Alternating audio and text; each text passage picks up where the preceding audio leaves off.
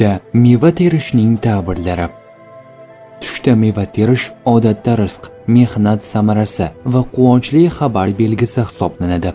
Bu tush inson qilgan harakatlari natijasini ko'rsatishini bildiradi. Tushda pishgan meva terish omad, foyda va yaxshi yangilikdir. Tushda ko'rilgan shirin meva terish quvonchli voqea yoki halol rizq belgisidir.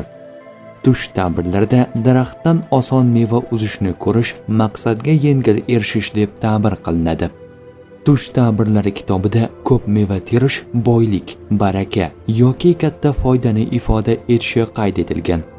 Tush ko'ruvchi tushida nordon va chirigan meva terayotganini ko'rsa, ehtiyot bo'lishi kerakligi, ayrim qiyinchiliklarga duch kelib qolishi mumkinligi haqida ogoh etadi.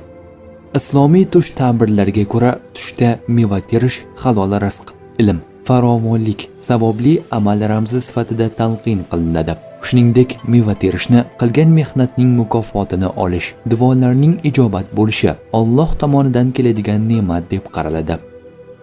Tush ta'birlari bashorat emas, barcha narsani bilguvchi zot yagona Allohdir.